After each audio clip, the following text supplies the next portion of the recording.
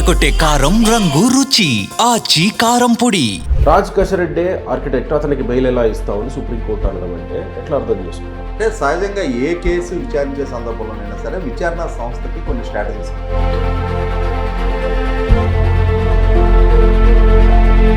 మొగుడు కొట్టిన దానికన్నా తోడుకోవడం చూసి నవ్వింది ఎక్కువ బాధ అని చెప్పని ఇవాళ రాజ్ కసిరెడ్డి జైల్లో ఉన్నదానికన్నా మిగిలిన వాళ్ళందరూ బయట తిరగటం చూసి రాజ్ కసిరెడ్డి అసలు తట్టుకోలేకపోతా ఉన్నాడు.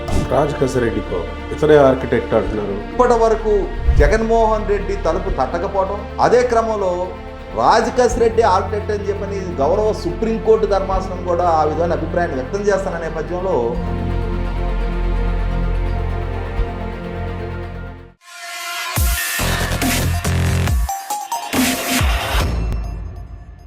నమస్తే, తెలుగు న్యూస్కి స్వాగతం. రాజ్ కసిరెడ్డికి బెయిల్ ఇచ్చే ప్రసక్తే లేదు. రాజ్ కసిరెడ్డే అసలైన ఆర్కిటెక్ట్ అనేది సుప్రీంకోర్టు కూడా చెప్తుంది. సుప్రీంకోర్టు కూడా అని ఎందుకన్నానంటే, విజయసాయిరెడ్డి గతంలో కర్తకర్మ క్రియ రాజ్ కసిరెడ్డే అని ఆయన అన్నాడు. ఈరోజు సుప్రీంకోర్టు కూడా రాజ్ కసిరెడ్డే ఆర్కిటెక్ట్, అతనికి బెయిల్ ఇస్తే ఇంకెక్కడిది 3,200 కోట్ల రూపాయలు అవినీతి చేసిన వ్యక్తులకు బెయిల్ ఎట్లా ఇస్తారనేది సుప్రీంకోర్టు వ్యాఖ్య కూడా. అది కూడా ప్రధాన న్యాయమూర్తి. అంటే రాజ్ కసిరెడ్డి దగ్గరే కేసు ఆగిపోతుందా, ఇంకా ఏమన్నా ఛేదించాల్సింది ఉందా? అఫ్సర్ రాజేష్ గారు ప్రముఖ రాజకీయ సామాజిక విశ్లేషకులు ఉన్నారు మనతో. నమస్కారం రాజేష్ గారు. నమస్కారం. ఇంతకుముందు మనం ఇందులో ఉన్న అధికారులు ఎందుకు అరెస్ట్ చేయలేదనే విషయం మాట్లాడాము. వాస్తవానికి సుప్రీంకోర్టు కూడా నిన్న అదే ప్రశ్న అడిగింది, అధికారులు ఎందుకు అరెస్ట్ చేయలేదు, ఈవెన్ విజయసాయిరెడ్డిని కూడా ఎందుకు అరెస్ట్ చేయలేదు అనేది కూడా మాట్లాడాము మనం. అదే సుప్రీంకోర్టు కూడా అడిగింది. దాంతోపాటు రాజ్ కసిరెడ్డి ఆర్కిటెక్ట్, అతనికి బెయిల్ ఎలా ఇస్తామని సుప్రీంకోర్టు అనడం అంటే ఎట్లా అర్థం చేసుకోవాలి?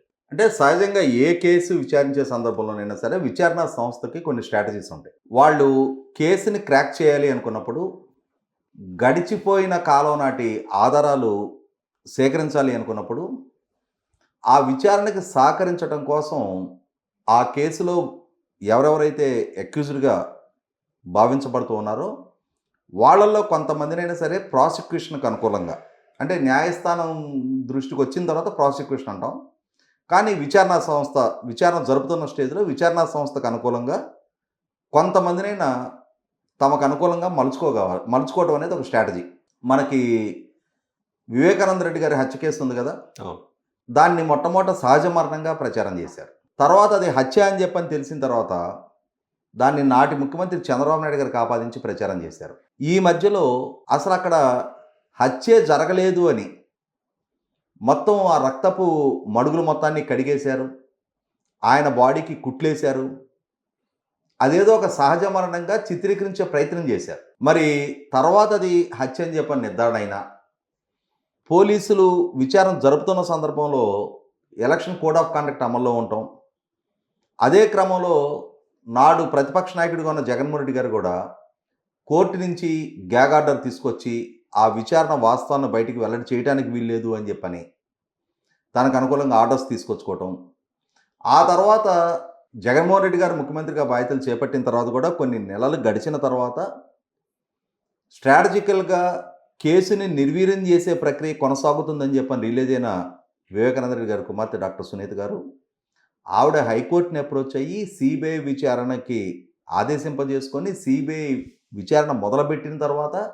మరి అప్పటికి ఆల్మోస్ట్ ఈ హత్య జరిగి 1 సంవత్సర కాలం సుమారుగా పూర్తిగా వస్తుంది. అప్పుడు విచారణ మొదలుపెట్టిన సిబిఐ అసలు ఇన్నాళ్ల తర్వాత ఆధారాలన్నీ చెరిపివేయబడ్డ తర్వాత ఇప్పుడేమి ఈ కేసులో పురోగతి సాధించగలుగుతుంది అని అనుకున్న నేపథ్యంలో అదే కేసులో ప్రధాన ఆరోపితుడిగా ఉన్న అక్యూజ్డ్గా ఉన్న దస్తగిరిని అప్రూవర్గా మార్చుకొని అతన్ని నయానా భయానా బుజ్జగించారా, అతనే పశ్చాత్తాపంతో తనకు తాను సహకరించడానికి ముందుకు వచ్చాడో మొత్తం కేసుని క్రాక్ చేయగలిగారు కదా. కాకుంటే డాక్టర్ సునీత గారు ఇప్పటికీ సుప్రీంకోర్టు వరకు వెళ్ళి న్యాయ పోరాటం చేస్తున్నట్టుగానే అసలు సిసల సూత్రధారులు ఎవరు, అసలు సిసల మోటివ్ ఆఫ్ ఈ క్రైమ్ ఏంటి అన్న దిశగా ఇంకా కొన్ని ప్రశ్నలు అపరిష్కృతంగా ఉండిపోయింది అయితే వాస్తవమే. కానీ అసలు సూత్రధారులు ఎవరు, నాడు ఆపాదించబడినట్టుగా చంద్రబాబు నాయుడు గారా, ఆదినారాయణ రెడ్డి గారా, బీటెక్ రవి గారా, లేదు ఇవాళ ఆరోపణ చేసిన వారి కుటుంబ సభ్యులే అసలు సొత్తదారులు అనేది ఇవాళ సిబిఐ ఛార్జ్షీట్ రూపంలో న్యాయస్థానానికి ఆల్రెడీ సబ్మిట్ చేస్తుంది. అంటే ఆ కేసుకి ఒక గేమ్ చేంజర్గా ఉపయోగపడింది దస్తగిరి అప్రూవర్గా మారటం. అదేవిధంగా అంటే మనం ఈ అప్రూవర్నిగా మార్చుకునే విచారణ సంస్థ వ్యూహం గురించి ప్రస్తావించడం కోసం వివేకానంద రెడ్డి గారి కేసు గురించి ప్రస్తావించాల్సి వచ్చింది. అదేవిధంగా 2019 నుంచి 24 వరకు జగన్మోహన్ రెడ్డి గారి ప్రభుత్వ హయాంలో జరిగిన వసూళ్ల పర్వానికి సంబంధించిన కేసు విచారణ జరగాలి. ఎప్పుడో ఇచ్చారు, ఎప్పుడో పుచ్చుకున్నారు, అవి జీర్ణం కూడా అయిపోయినాయి. దాన్ని నిగ్గు తేల్చగలగాలి అని అంటే ఖచ్చితంగా ఆ మోడల్స్లో ఇన్వాల్వ్ అయిన వ్యక్తులను ఎవరినో ఒకరిని అప్రూవర్గా మార్చుకోవాలి. ఆ మార్చుకునే క్రమంలో ఈ విచారణ జరుపుతున్న సిట్ కూడా నాడు ప్రభుత్వాధికారులుగా పనిచేసిన, బెవరేజెస్ కార్పొరేషన్ ఎండీగా పనిచేసిన వాసుదేవ్ రెడ్డి, అలాగే సత్యప్రసాద్, వారిరువురు ప్రభుత్వోద్యోగులు. వారి హయాంలో వారి ఆధ్వర్యంలోనే వారి ద్వారా వారి సహకారంతో ఈ మొత్తం నెక్సెస్ మొత్తం కొనసాగగలిగింది. వాళ్ళకి తెలియని సమాచారమే లేదు. అంటే ఏ విధంగా ఆర్డర్స్ ప్లేస్ చేసేవాళ్ళు, ఎంత కమిషన్లు నిర్ణయించారు, ఈ ఆర్డర్స్ ప్లేస్ చేసే క్రమంలో ఏ ఏ డిస్టిలరీకి ఈ ఆర్డర్స్ ప్లేస్ అయ్యేవి, ఈ ఆర్డర్స్ ప్లేస్ చేసే క్రమంలో కూడా అంతకుముందున్న ఆటోమేటెడ్ ఆర్డర్ ప్లేస్మెంట్ విధానాన్ని రద్దు చేసి మాన్యువల్గా ఎవరి సూచన మేరకు మార్చాల్సి వచ్చింది.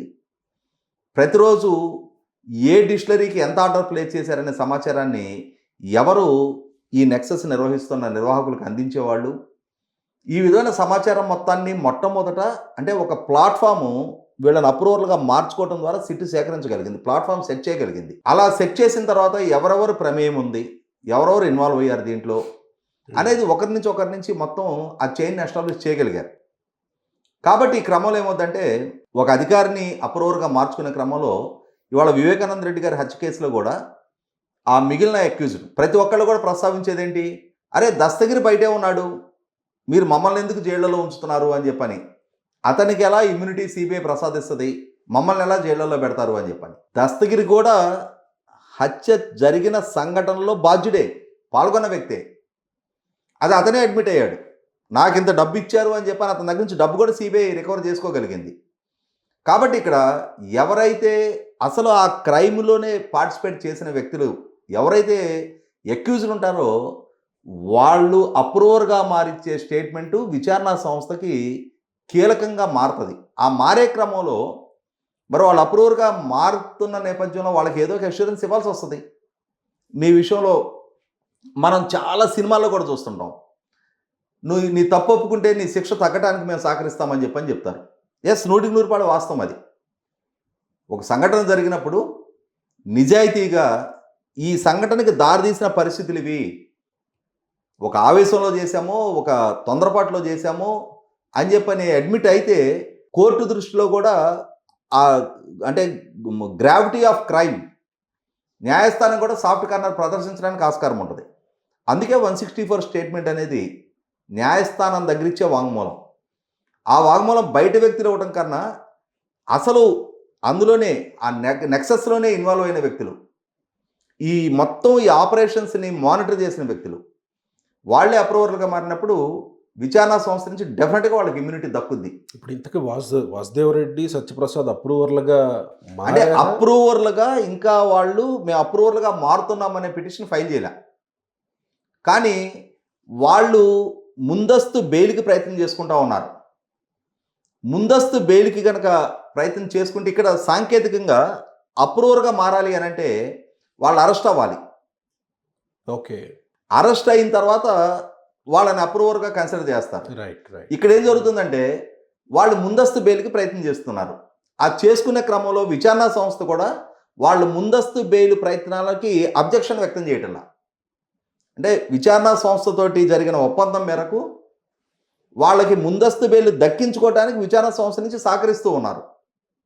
ఇక్కడ సుప్రీంకోర్టు దృష్టికి వాళ్ళ అప్రూవర్లుగా మారిన నేపథ్యం గురించి, అంటే నిన్న రాజ్ రెడ్డి బెయిల్ పిటిషన్ గురించి సుప్రీంకోర్టులో విచారణ జరిగినప్పుడు ఆ సందర్భంగా ఎవరైతే రాజ్ రెడ్డిని రిప్రజెంట్ చేస్తున్న సీనియర్ కౌన్సిల్ ఉన్నారో ఆయన సుప్రీంకోర్టు దృష్టికి కొన్ని అంశాలు తీసుకొచ్చారు.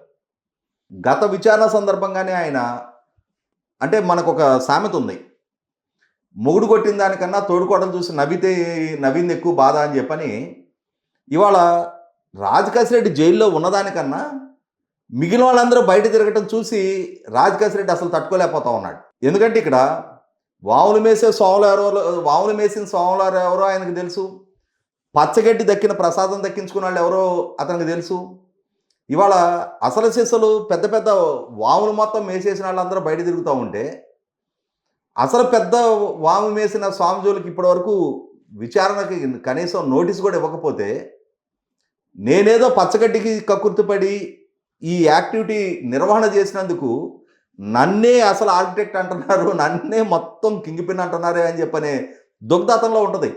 కాబట్టి వాళ్ళ లాయరు, అరే ముఖ్యమంత్రి గారి పిఏ, ముఖ్యమంత్రి ఓఎస్డి వాళ్ళందరూ బయటకు వచ్చేసారు, ఎంపీలు రాజ్యసభ సభ్యులు వాళ్ళందరూ బయటే ఉన్నారు, వాళ్ళందరికీ బెయిల్ దక్కినాయి.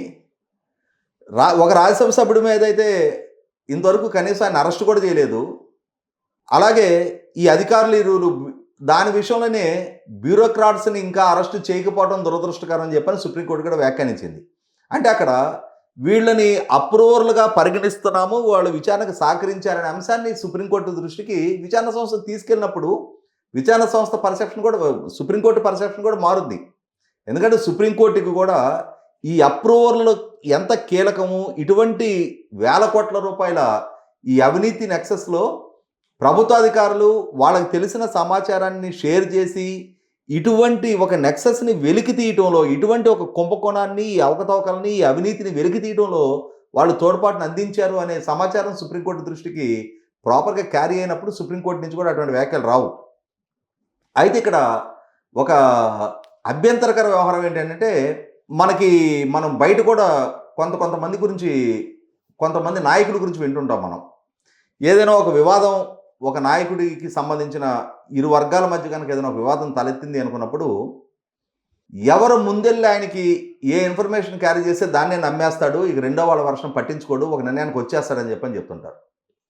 అలాగే సుప్రీంకోర్టు ధర్మాసనం ముందు పెట్టబడిన సమాచారం మేరకు ఆ కేసు విచారణలో కేసు మెరిట్స్ ప్రాతిపదిక మీద రాజ్ రెడ్డి ఈ మొత్తం ఈ వేల కోట్ల రూపాయల ఈ లంచం బాగోతాలకి ఆర్కిటెక్ట్ అతనే అని చెప్పని సుప్రీంకోర్టు వ్యాఖ్యానించింది. కానీ అదే సుప్రీంకోర్టు దృష్టికి తీసుకెళ్లాల్సిన కొన్ని అంశాలు ఉన్నాయి ఆంధ్రప్రదేశ్ రాష్ట్ర పౌర సమాజం తరఫున. ఎందుకంటున్నానంటే ఈ మాట నన్ను పదే పదే చాలామంది ప్రశ్నించేవాళ్ళు. ఈ విచారణ అసలు సిస్సులు పాలసీ మేకర్, అసలు సిస్సులు ఎండ్ దోపిడీదారుడు, వేల కోట్ల రూపాయలు దండుకున్న జగన్మోహన్ రెడ్డి దగ్గరికి ఈ విచారణ చేరగలుగుతుందా? అతను విచారిస్తారా? లేదు చెవిరెడ్డి భాస్కర్ రెడ్డికో మిథున్ రెడ్డికో దీన్ని పరిమితం చేసి జగన్మోహన్ రెడ్డికి ఇమ్యూనిటీ ప్రసాదించేయబడుతుందా? రాజ్ రెడ్డికో ఇతనే ఆర్కిటెక్ట్ అంటున్నారు. అంటే అదే అంటున్నా, అంటే వాళ్ళతో కంపేర్ చేసినప్పుడు రాజ్ రెడ్డి ఇంకా చిన్న వ్యక్తి. అవును కదా, ఒక సిట్టింగ్ ఎంపీ, ఒక మాజీ ఎమ్మెల్యే, ముఖ్యమంత్రి ఓఎస్డి, పిఏ వీళ్ళకే పరిమితం చేసి ఇవాళ అసలు సిస్సుల జగన్మోహన్ రెడ్డిని ఎక్స్క్యూజ్ చేసేయడానికి రంగం సిద్ధమవుతుందా? ఆ విధంగా జగన్మోహన్ రెడ్డికి అష్యూరెన్సెస్ దక్కాయంట. ఇందులో ఎంతవరకు ఇది లాజికల్గా ఉంది అని చెప్పి నన్ను చాలా సందర్భాల్లో ప్రశ్నించేవాళ్ళు. అష్యూరెన్సెస్ దక్కాయి అంటానా? అంటే ప్రజల నుంచి వస్తున్న అనుమానాలు. ఓకే, ఆ క్రమంలో నేను కూడా ఏం చెప్పేవాడిని అంటే, అప్పట్లో చాలా బలంగా నేను వాదించేవాడిని. అలా ఎందుకు జరుగుతాయా? జగన్మోహన్ రెడ్డిని టచ్ చేయకుండా ఉండే ఉద్దేశమే ఉంటే సిట్టు చెవిరెడ్డి మోహిత్ రెడ్డి మీద చేసిన దాడి నేపథ్యంలో అతని కంపెనీల మీద చేసిన దాడి నేపథ్యంలో అతని దగ్గర దొరికిన డాక్యుమెంట్ ఎవిడెన్స్ బేస్ చేసుకొని విజయసింహారెడ్డి ఎవరైతే చిత్తూరులో మన వైసీపీ తరఫున కంటెస్ట్ చేసిన అభ్యర్థి ఉన్నాడో అతని కంపెనీలపై ఇతని దగ్గర దొరికిన లీడ్ నేపథ్యంలో అతని కంపెనీల మీద దాడి చేశారు. అతని దగ్గర దొరికిన లీడ్ నేపథ్యంలో సునీల్ రెడ్డి అని చెప్పని ఎంఆర్ స్కామ్లో జగన్మోహన్ రెడ్డి గారితో పాటుగా నాడు అక్రమాస్తుల కేసుల్లో జైలు మేటుగా ఉన్న సునీల్ రెడ్డి కంపెనీల మీద దాడి చేశారు. అతని ఆధ్వర్యంలో 10 కంపెనీలు ఎస్టాబ్లిష్ చేయబడ్డాయని చెప్పి నిర్ధారణ చేశారు. అతని దగ్గర జరిపిన విచారణలో వైఎస్ అనిల్ రెడ్డి పిఏ అతన్ని విచారించారు. ఆ తర్వాత వైఎస్ అనిల్ రెడ్డి మీదే స్వయంగా అతని కంపెనీ మీద దాడి చేశారు. అతనికి సంబంధించిన 20 కార్యాలయాల మీద ఒకేసారి 20 కార్యాలయాల మీద దాడి చేశారు. వైఎస్ జగన్మోహన్ రెడ్డిని ఎక్స్క్యూజ్ చేసే ఆస్కారం ఉంటే వైఎస్ అనిల్ రెడ్డి వరకు విచారణ ఎందుకు వెళ్తుంది? అక్కడ వరకు వెళ్ళిన తర్వాత ఉప ముఖ్యమంత్రిగా ఉన్న నారాయణ స్వామి గారిని విచారించి, ఉప ముఖ్యమంత్రిగా ఉన్న నారాయణ స్వామి గారు పైనుంచి వచ్చిన ఆదేశాలు నేను పాటించాను అని చెప్పని సిటీకి చెప్పినట్టుగా మనకు నిర్ధారణ అవుతూ ఉంది. పైనుంచి వచ్చిన ఆదేశాలు ఉప ముఖ్యమంత్రి కంటే పైన ఉండేది ముఖ్యమంత్రి కదా, ఇంకా అతని కంటే పైన ఇంకెవరుంటారు? కాబట్టి వాళ్ళ ఉప ముఖ్యమంత్రి వరకు విచారణ కొనసాగి వైఎస్ అనిల్ రెడ్డి వరకు విచారణ కొనసాగిన తర్వాత వైఎస్ జగన్మోహన్ రెడ్డికి ఎలా ఇమ్యూనిటీ ప్రసాదించడం సాధ్యపడుతుంది అని చెప్పని నేను కూడా చాలా బలంగా వాదిస్తూ ఉండేవాడిని. నా వాదనతో చాలామంది కూడా కన్విన్స్ అయ్యేవాళ్ళు. కానీ ఇప్పుడు ఈ జరుగుతున్న పరిస్థితులు పరిణామాలను చూస్తూ ఉంటే ఇవాళ సిట్టు వైపు నుంచి ఫర్దర్గా విచారణ పెద్దగా యాక్టివ్గా లేకుండా ఒక రకమైన స్టాగ్నేషన్లోకి వెళ్ళిపోబడిందా, సిట్టు విచారణ ముగించబడిందా అని చెప్పని అనుమానాలు కూడా బలపడుతున్న నేపథ్యంలో ఇవాళ గౌరవ సుప్రీంకోర్టే స్వయంగా తన ముందు ఉంచబడిన రికార్డ్స్ బేస్ చేసుకొని రాజకేశ్ రెడ్డి ఈ మొత్తం నెట్వర్క్కి ఆర్కిటెక్టు అని చెప్పిన నేపథ్యంలో అసలు సిసలు సూత్రధారులు, నిర్ణయాధికారం ఉన్నవాళ్ళు, అధికారం చేతిలో ఉన్నవాళ్ళు, వనరుల చేతిలో ఉన్నవాళ్ళు తాము తీసుకున్న నిర్ణయాల ప్రాతిపదికగా తమ అనుచరగణం చేత ఇన్ని వేల కోట్ల రూపాయల అక్రమాలకి పాల్పడ్డ అంతిమ దోపిడీదారుడు తన ప్రమేయం నిర్ధారణ కాకుండానే అతనికి మాత్రం ఆ బెయిలౌట్ ప్యాకేజ్ దక్కినట్టుగా మనం భావించవచ్చు అనే అనుమానాలు కూడా నాకు కూడా కలగటం మొదలైంది. ఎందుకంటే ఇక్కడ గమనించుకోవాల్సింది చెవిరెడ్డి భాస్కర్ రెడ్డి మీద మోపడ్డ అనుమానం ఏంటి, ఆరోపణ ఏంటి అతని మీద? ఈ ధనుంజయ రెడ్డి, కృష్ణమోహన్ రెడ్డి, గోవిందప్ప బాలాజీ వీళ్ళ ద్వారా వసూలు చేయబడ్డ డబ్బు వెంకటేష్ అనే అతని హ్యాండ్ ఓవర్లో ఆ డబ్బు పెట్టి దాన్ని వైసీపీ అభ్యర్థులకి చెవిరెడ్డి భాస్కర్ రెడ్డి ఎన్నికల సందర్భంగా పంపిణీ చేశాడు అని చెప్పని ఆరోపణ అతని మీద మోపబడింది. అదే క్రమంలో అతను కొంత అమౌంట్ని కొన్ని ఆస్తుల కొనుగోళ్లకు వినియోగించి ఆ ఆస్తుల కొనుగోళ్ల ద్వారా అమౌంట్ని వైట్ చేసుకున్నాడు అని చెప్పని కూడా ఆరోపణలు వచ్చినాయి. అంటే ఇక్కడ వైసీపీ అధినేత జగన్మోహన్ రెడ్డి, రాష్ట్ర ముఖ్యమంత్రి జగన్మోహన్ రెడ్డి, ఆయన నిలబెట్టిన అభ్యర్థులకి చెవిరెడ్డి భాస్కర్ రెడ్డికి ఏమవసరం ఫండ్స్ పంపిణీ చేయడానికి? చెవిరెడ్డి భాస్కర్ రెడ్డి పార్టీ అధినేత కాదు, ఎన్నికల్లో నెగ్గితే చెవిరెడ్డి భాస్కర్ రెడ్డి రాష్ట్ర ముఖ్యమంత్రి కాడు.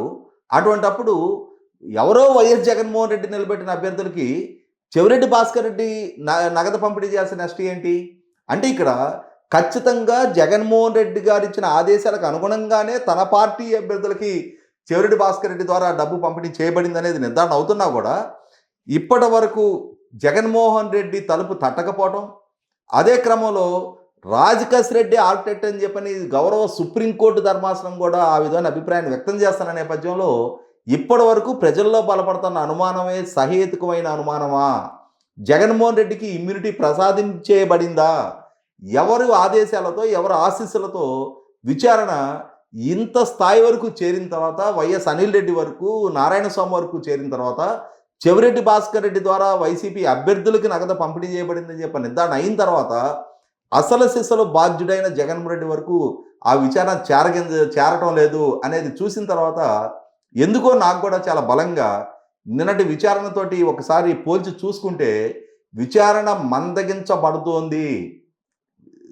అంటే విజయవాడ కమిషనర్ రాజశేఖర్ గారి ఆధ్వర్యంలో జరిపిన సిట్టు చాలా సమర్థంగా జరిగిన మనీ లాండరింగ్ల గురించి, ముంబై స్థాయిలో జరిగిన షెల్ కంపెనీల లావాదేవీల గురించి, నకిలీ బంగారం ఇన్వాయిస్ల గురించి ఇంతటి స్థాయి నెట్వర్క్ని క్రాక్ చేసిన సిట్కి అసలు సిసల సూత్రధారి గురించి, అతని ప్రమేయం గురించి సమాచారం లేదా అంటే ఖచ్చితమైన సమాచారం లేకుండా ఉండదు. కానీ అక్కడితోటి వాళ్ళని నియంత్రిస్తున్నారేమో అన్న అభిప్రాయం కూడా కలుగుతున్న నేపథ్యంలో మరి సిట్టే దీనికి ప్రాపర్ క్లారిఫికేషన్ ఇవ్వాల్సిన అవసరం ఉంటుంది. అసలు సిసలు సూత్రధారి రాజకేశ్ రెడ్డికే పరిమితం చేసి అసలు ప్రభుత్వంలో పాలసీ మేకర్స్ అయిన ఆ పాలసీ రూపకల్పన వల్లే ఇన్ని వేల కోట్ల రూపాయల అవినీతికి ఆస్కారం కలిగింది అనేది నిర్ధారణ అవుతున్నా తన ప్రభుత్వ హయాంలో తన ప్రమేయం లేకుండా ఎవరో ప్రైవేటు వ్యక్తులు రూపకల్పన చేసిన పాలసీని తన ప్రభుత్వం ద్వారా, తన కేబినెట్ ద్వారా, తన అసెంబ్లీ ద్వారా తాను ఆమోదింపజేసి తన ప్రభుత్వంలో 5 సంవత్సరాల పాటు కొనసాగింపజేసి దాని ద్వారా వేల కోట్ల రూపాయలు తన అనుయాయులు దండుకోవటానికి ఆస్కారం కలిగించిన జగన్మోహన్ రెడ్డి మాత్రం దీంట్లో అతను మాత్రం రాముడు మంచిపాలులాగా తప్పించుకోగలుగుతాడా అనేది చూస్తుంటే కొన్ని అనుమానాలు బలపడతా ఉన్నాయి. కాబట్టి ఇప్పటికైనా సరే ఇవాళ అసలు సిసలు దోషుల వరకు వచ్చేటప్పటికి తప్పించబడుతున్నారన్న అభిప్రాయం లేకుండా చూడాల్సిన బాధ్యత ప్రభుత్వాల మీద ఉంటుంది, విచారణ సంస్థల మీద ఉంటుంది. కాబట్టి ఆ దిశగా విచారణ జరుపుతారని చెప్పి ఆశిద్దాం. మీరు అంటున్న అనుమానాల వైపే ఈ విచారణ వెళితే అప్పుడు ఫెయిల్యూర్ సిట్ది లేదా ప్రభుత్వానిది, ఎవరిది అవుతుంది? 100% ప్రభుత్వానిదే ఫెయిల్యూర్ అవుతుంది. కారణం ఏంటి అంటే ప్రభుత్వ ఆదేశాల మేరకు సిట్టు ఇంత సమర్థంగా ఇంత లోతైన విచారణ జరిపిన తర్వాత అసలు సిసలు అవినీతి జరిగింది అని నిర్ధారణ అవుతూ ఉంది. వేల కోట్ల రూపాయల ట్రాన్సాక్షన్స్ జరిగాయని నిర్ధారణ అవుతూ ఉంది. ఈ వేల కోట్ల రూపాయల ట్రాన్సాక్షన్స్ ఎవరెవరికి చేరాయి అనేది పార్లమెంటు వేదికగా తెలుగుదేశం పార్లమెంటరీ పార్టీ నాయకుడు లావు కృష్ణదేవరాయలు గారు కేంద్ర ప్రభుత్వం దృష్టికి కూడా తీసుకువెళ్ళిన తర్వాత, కేంద్ర హోంశాఖ మంత్రికి కూడా ఆ సమాచారం అందిన తర్వాత, మనీ లాండరింగ్ కూడా జరిగింది అని చెప్పిన ఎన్ఫోర్స్మెంట్ డైరెక్టరేట్ కూడా ఇన్వాల్వ్ అయిన తర్వాత, మనీ లాండరింగ్ ఆరోపణల మీద అనిల్ చోక్రా అని చెప్పని ఒక ముంబై వ్యాపారి అరెస్టు కూడా జరిగిన తర్వాత ఇంకా అసలు మూలాల్లోకి వెళ్ళి విచారణ జరపకపోవటం లేదు, అసలు మూలాల్లోకి వెళ్ళి విచారణ జరిపిన క్రమంలో అసలు సిసల బాధ్యుడిని జుట్టు పట్టుకొని ఏ కలుగులో ఉన్న లాక్ రావాల్సిన స్టేజ్లో అక్కడితోటి అతనికి ఆ ఇమ్యూనిటీ ప్రసాదించబడినట్టుగా కలుగుతున్న అభిప్రాయాల నేపథ్యంలో 100% ఆ అభిప్రాయాన్ని దూరం చేస్తే రాసిన బాధ్యత ప్రభుత్వంది. రైట్ అండి, చూద్దాం మరి ఏం జరుగుతుందో. Thank you.